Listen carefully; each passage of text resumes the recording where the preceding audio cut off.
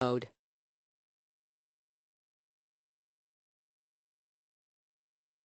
Ladies and gentlemen, good morning. Welcome to HansaMatrix Investor Conference webinar about financial results and company's activities in the second quarter and 6 months of 2018. Today we are hosted by the CEO of HansaMatrix, Ilmārs Osmanis, and CFO, Māris Macijevskis. Before I give the floor to Mr. Osmanis and Mr. Macijevskis, let me shortly remind you about the agenda of the webinar.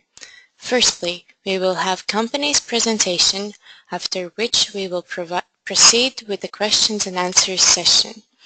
We have already received some questions from investors. If you also have any questions that you would like to ask to Mr. Osmanis or Mr. Macijevskis, please use the question box on the right-hand side of your screen. All questions will be addressed after the presentation. Ilmār, Māri, I invite you to start the presentation. Good morning, everyone who join us in early morning. We are starting our already virtual webinar presentation. This time this is Q2 and half year or 6 months results webinar. And part of webinar will be presented by myself, other part will be Māris, my colleague Māris. So let's proceed to the content. We'll start with brief executive summary. 2018 Q2 business trends. During 6 months, 2018, the company reported sales volume increased by 19% comparing the same period of 2017. HansaMatrix currently is observing growing market demand for quality supply chain in electronics. Just as example, by receiving first orders from California, USA based located company. There is also trend related to cyclic nature of supply chains in electronic components that currently we are facing, which started in Q2 and continuing. Electronic component shortages at some narrow areas like multi-layer ceramic capacitors, and that's adding some additional challenges for our group to ensure on-time delivery for the clients and to effectively manage inventory levels. Sometimes some components, one single part can hold back production batch processing by, let's say, 2, 3, 4 weeks. Results. Q2 quarterly turnover achieved was 0.52 million euros. 6-month turnover amounts to 11.1 million euros, and Q2 trailing 12 months turnover amounts to 24.4 million euros at middle of year. Q2 year-to-year growth on turnover was 7%, on EBITDA 25%. So all the EBITDA shares, you see the table. EBITDA 6 months share margin is 18.3, net profit 8.2, which can be regarded, and 12-month trailing 12-month is 18.5 and 8.3. Price earnings at this point is 8.2 at that. Again, brief comparison, Q2 comparison with our usual table of peers. We are continuing to be here on the top of the list with our EBITDA and net margin profits highest among industry peers we compare ourselves to. Again, it's results as strategy, focus on higher added value product manufacturing and capability to provide research development resources for customers. So we are mounting here, you can see that next company behind us is EBITDA margin 11.22, so we are 18.50 here. So that's probably to study a little bit more. So now we are proceeding to Q2 results of 2018 in detail, followed by 6 months and TTM results, which will be presented by Māris, my colleague Māris. Māris, floor is yours now. Yeah, thank you, Ilmārs. Hello, everyone. Q2 results in detail.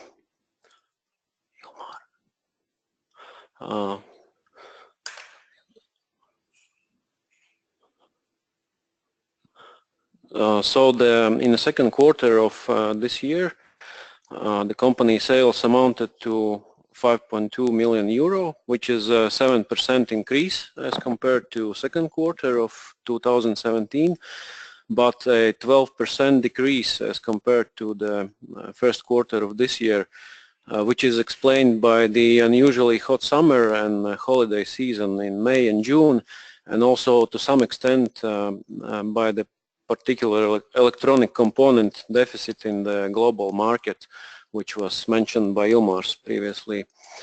Next, if we look at second quarter sales split by region, three main regions to which services are provided are Baltic states with 45% of total, Nordic countries with 21% of total, and other EU countries with 31% of total.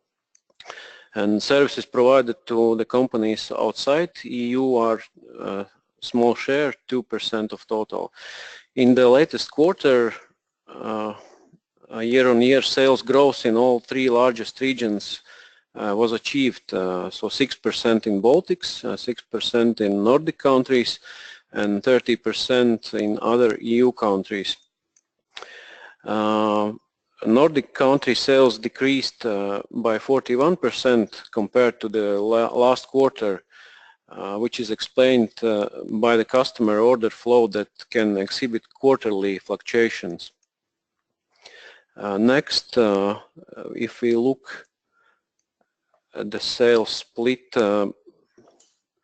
by market segment, in second quarter the two main segments remain data network products with 55% and industrials with 32% of total, which both are well-established industries.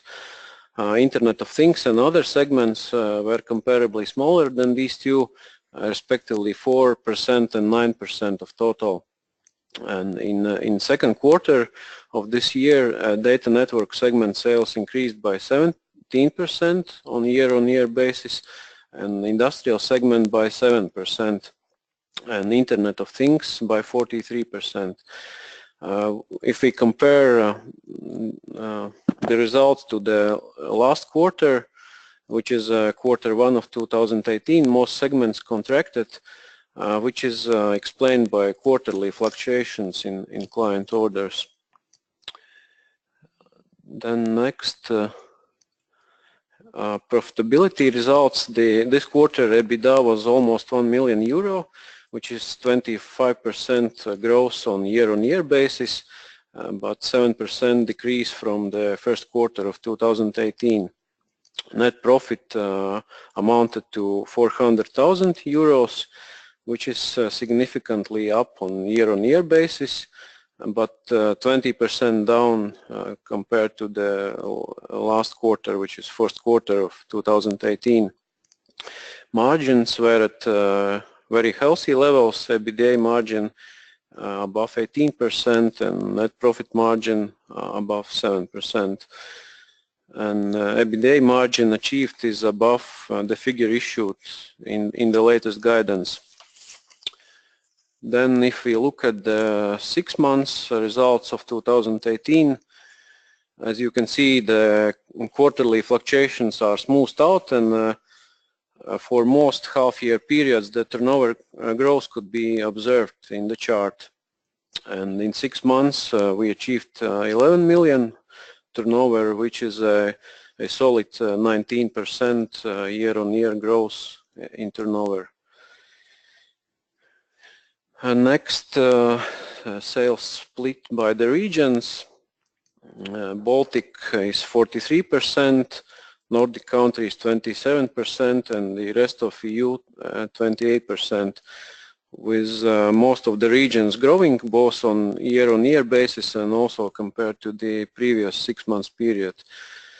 Fastest growth is observed in the rest of EU sales, 54% on year-on-year basis, explained by the increased order flow from the existing customers. Next, 6 months sales by market segment. Two key segments were data networks, and in industrials, and the data networks grew by 29% and industrial goods by 11% on year-on-year basis. And the Internet of Things segment remains with a good growth potential in the longer term. Next, profitability on 6 months basis. The EBITDA result achieved was 2 million, which is a 16% increase compared to the 6 months period of 2017. And net profit result was around 1 million euro, which is 37% up on year-on-year basis.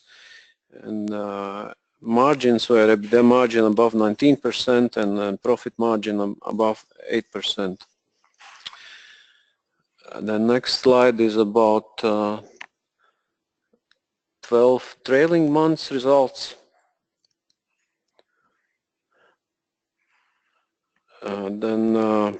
The turnover the company achieved was 21.4 million euro, which is 13% up compared to the trailing 12 months sales result of second quarter of 2017, which is year-on-year basis. EBITDA and net profit in the last 12 months amount to almost 4 million and 1.8 million euro. Both have grown compared to the TTM sales result of second quarter of 2017. And EBITDA and net profit margins for this period were 18.5 and 8.3 respectively, and were highest among the selected industry peers. And next, I give floor to Ilmārs. Yeah. Thank you, Māris, for going through the detailed results. I will going through the update on other activities. As usual, we look into our R&D activities, and our figures show that R&D sales in second quarter was 0.99 million euros, which is 5.7% share of the turnover. It's kind of quite well corresponds to some average that top quarters according to chart before.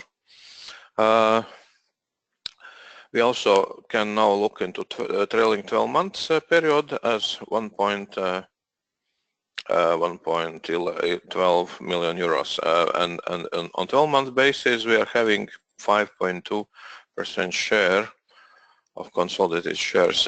Again, saying that we are still also having some grant projects, but grant financing is not included in reported results here. These are only commercial sales to B2B customers. So investment activities during 2018 6 months. We've been continuing to work on capacity increase, opening some bottlenecks that we are having in production, and in 6 months we made close to 800,000 euro investments in production capacity increase, R&D instruments, test systems, out of which almost largest part was invested in Q2 2018, like 6,000 euros. During again the 6 month period, we have received financing of those investments were done partially by leasing funding from SEB leasings, 400,000. However, you can see large part here out of this almost 800 is financed by from own cash flow. Most significant investments we can mention is capacity increase and effectiveness, where we added 2 high productivity assembly modules in a Pārogle plant. That was kind of necessary to increase capacity, since we were hitting end of last year, we were starting to hit some limitations what we can produce there, so we added some additional capacity there. And we added some machines and to increase quality and production effectiveness or productivity of the workers by introducing stencil washing machine, which is mostly required by quality considerations and glue dispensing robot in Ventspils plant. Invested in essence in associated companies. During the same period, HansaMatrix have made 500,000 euro investments in light space technologies to finance development and commercialization of 3D display technologies, out of which roughly split half by half between 2 quarters, so 226,000 euros in Q2. Also during the same period has made 180,000 euros investments form of convertible loan to associated companies in HansaMatrix to continue this our science technology park development. It was split pretty equally. 81,000 was Q2 and the rest 100,000 was Q1. And total investment into the HansaMatrix in form of convertible loan as middle of year amounted to 1 million euros. A little bit touching more details about associated companies itself. And during reporting period, Lightspace has made agreement with the USA partner, which we will not name here, regarding joint development of 2 new types of products based on our technology, which will be desktop. There is spelling mistake in desk, of course. Desktop and head-mount display based on Lightspace multiplying display technologies that were required by kind of local market in US. During 6 months, we submitted 2 new patent applications, and marketing activities was pretty active marketing activities. We took part in 2 large shows, optic shows in US. One was Photonics West 2018 in San Francisco, and other one was SPI show Defense and Commercial Sensing 2018 in Orlando, Florida. Of course, there will be a lot of other activities besides those, but these could be named as largest ones. Regarding Riga Airport High-Tech City project, we continued to finalize a construction technical project when we spent further 47,500 euros in that project. And project is at this point, it's planned by Q3. It will be completed by Q3. It's almost at the completion now. And currently we are waiting for Ministry of Economy to issue the grant program for construction works, and in parallel we are also searching for real estate investors to support realization of this project. Other events during reporting period. On May 25, HansaMatrix paid first tranche of dividends for the year 2017 in amount 4 cents per share or 73,000 euros roughly. Second tranche of dividends, the same amount will be paid out in November 2018. On April 20, 2018, Flycap Investment Fund has reduced its shareholding in HansaMatrix to remaining 175 and 808 shares or 9.61%. And in Q2, HansaMatrix Innovation and Lightspace Technology has finished a EU grant funded research project developing optics for robotic 3D vision. Project budget was 352,000 euros and planned EU grant 184,000 euros expected to receive the second half of 2018. Other events, Lightspace Technologies has increased shareholding to 76% shares of the main supplier URLCDs in share swap or company consolidation transaction when Baltic Jeremy Fund and HansaMatrix has swapped or invested the URLCD shares in newly issued in Lightspace Technologies, in return receiving newly issued Lightspace Technologies shares. In addition to share swap, HansaMatrix has subscribed to 1,000 new, and Ilmārs Osmanis has used his personal option to buy 500 new Lightspace Technology shares. After above transactions, HansaMatrix held 39.99 Lightspace Technology shares.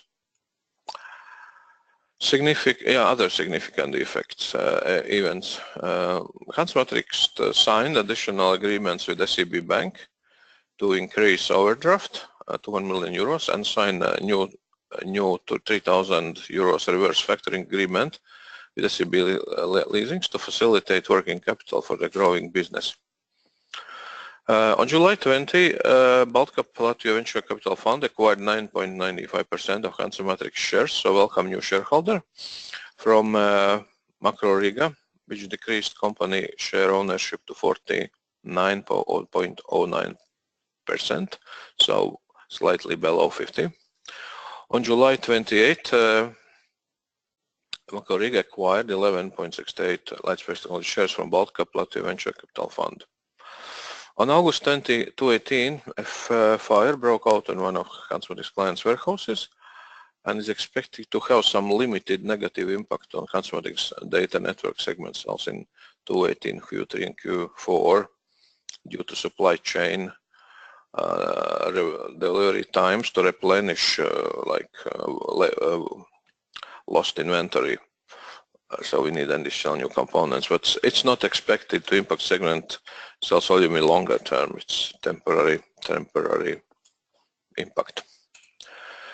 That actually completes our presentation. Now we would like to proceed to questions and answers session. We have some questions been submitted. We are answering in so.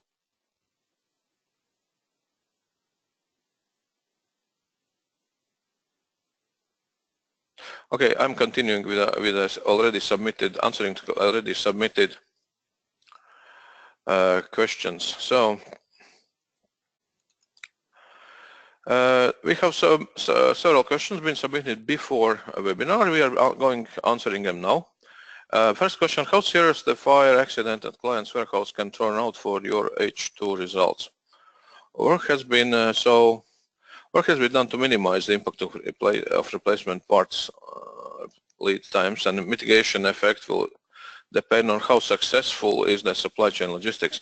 We believe negative effect shall be for a period of 2-3 months only. In medium term, most likely any negative effect will be compensated with additional product quantities requested to replenish supply chain towards customers. So basically we don't know it yet, but we don't think we're talking about any substantial impact. At what price Makro Riga bought Lightspace Technologies stake? Is there any money left for debt repayments to HansaMatrix? Transaction between parties did not include cash transfer. Makro Riga has paid the same amount for stake of Lightspace Technologies shares, 1,620 or 11.68. It received from selling its HansaMatrix shares 182,000 at 7,281. That was mentioned in a published news issue. Makro Riga plans to cover debt, shareholder debt during next 12-18 months period. And we have third question, which is additional to the second. Valuation which different parties purchased Lightspace Technology shares at page 19, latest financial report, are quite. The question was, they are quite different. Can you please explain, clarify? 3 transactions we are explaining here. The valuation, when we proceeded with company consolidation transaction in which the existing EuroLCD shareholders, which were Baltcap and HansaMatrix, invested their EuroLCD shares into Lightspace Technology and received ownership in Lightspace Technologies, Lightspace shares were issued as historically the same cash investment value as any other Lightspace Technology shareholder. The same for approximately 482 euros per share as any other LT investor. According to Latvia law, it was required to evaluate enterprise equity value and pass into books only that share value. So according to law, we booked them as at a value which corresponds of net equity value EuroLCD's proportions at the date of the transaction. So declared value is lower. However, the share amount of shares issued to shareholders is the same as they would receive by investing the same money into Lightspace Technologies. The answer B, Lightspace Technologies share value for the cash investments was established as historical investment cost per share rounded up to 483. Well, why rounded it up? Because we couldn't get to the good numbers when we are making percentage. So 483 works slightly better than 482 approximately. So it's the same, basically the same price per share for cash investments. Ilmārs Osmanis received 500 Lightspace share option at no cost roughly, only paying nominal value on the share as a compensation for giving up inventor rights, and that's me, inventor rights and authoring of 3 Lightspace patents to Lightspace. There was no other compensation paid for that, and that was kind of future risk sharing. All 3 patents has been submitted. Share options was approved by councils or boards of HansaMatrix and Lightspace Technologies. So that's answering questions about valuation. So that's all. Elizabeth, can you please take, yeah. Ilmār, Māris, thank you for the presentation. And now I will proceed with the questions that were sent in during the webinar.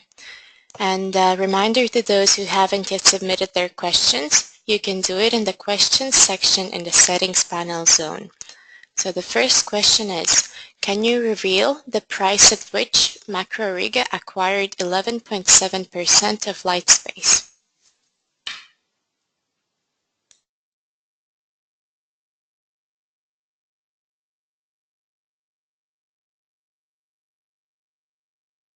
Ilmār? Yeah. This actually this question been already presented before the webinar. It's question number 2 in our slides, and that includes answer for this. There's all numbers there. Only thing I haven't done is dividing back amount of the transaction by a number of shares. I think you could do that. And that price is higher than 483 HansaMatrix pays for the new shares. So let's proceed to. Yes, thank you for the answer. And how serious is the shortage of capacitors looking forward? Actually, this is on some of projects. It's quite serious. It's what's actually happening? It's electronic component supply chains normally are quite stable over time, but there are some cyclic fluctuations going up and down about 3-4 years period, and manufacturers say that this deficit was created by some of the newest mobile phone manufacturers. They designed more of those components into new phones, and by starting to produce increased numbers of maybe lower cost phones, they consume quite much of that, of those materials. So what the manufacturers typically reaction time, typically 6 to 12 months. So we believe as a deficit started around April. I would say in Q2 next year, this will be over, definitely. Maybe it's earlier already by end of year. I would say in our turnover, this deficit might count for maybe additional 5% that we are limited in growth. So I would say second quarter would be better, maybe by 5%, if not a deficit. And that's somehow a little bit. So we are not kind of losing business, just execution time and supply chain time to find components, which typically come at higher price, and you need to work a bit harder to find some stocks. It takes longer time, so it's longer manufacturing time. So it's temporary annoying. However, in middle longer term, it will probably work out. Thank you. And the last question is, the guidance for 2020 was 30 million in revenue and 12 to 15% EBITDA margin. Given the lower end, we end up with 3.6 million EBITDA, which is even slightly lower than EBITDA for 2017. Does this guidance include significant improvements in balance sheet leverage then? Providing, of course, answers. You are taking lowest figure, meaning our guidance, and of course taking lowest in our range of the EBITDA and multiply, then you have this 3.6. Typically, not always all the lowest things come true. So equally, if you take highest end of our proposed EBITDA margin, then we are having 4.5 at the same level. As I say, currently we are enjoying or having period with quite high demand in high volume and high added margin added products. In our portfolio, there's no signs that's right now disappearing or going away. However, the new businesses that we are seeing, that we are getting, are, I would say, like average margin levels, like in market, and of course we're adding those on the portfolio. This little bit dilutes the margin, so this is the reason why we're having some assumptions what would be proportion, and out of those assumptions we are providing guidance. Certainly balance sheet will be I'm not sure that there will be big impact on balance sheet, because it reflects a little bit our business. Of course, there will be requirements in increase of working capital to handle the growing turnovers and also inventories. Maybe I've not answered fully, but we believe that further, if we are managing to grow very fast turnover, it's not necessary the margin will stay at 18.5, I think, level that you're having today. That was kind of indication for future. Okay, and another question was sent in. Does the component deficit potentially affect your margins negatively? Yes, good question. I don't think that affects margins. Component deficit rather affects growth rather than the margins itself. So if we are kind of having a number of new pipeline of businesses then, or orders or projects that coming into production, that execution time effect, if it extends, or we have to work a little bit harder to get a image. Certainly there is some cost effect. Some of components might be more expensive into our BOM materials, but these are not the most expensive components, and typically are not talking more than 5% of our bill of materials, which might be costing maybe 6%. So we don't think that's any substantial effect potential margins negatively. It's rather a little bit holding back the growth. Okay, thank you for the answers. And all questions have been answered, and the recording of the webinar will be available in the Nasdaq Baltic YouTube channel and in company's announcements later today. Mr. Osmanis and Mr. Macijevskis, thank you for the presentation and for answers given. Participants, thank you for joining. Thank you very much for participating, everyone. Have a good day.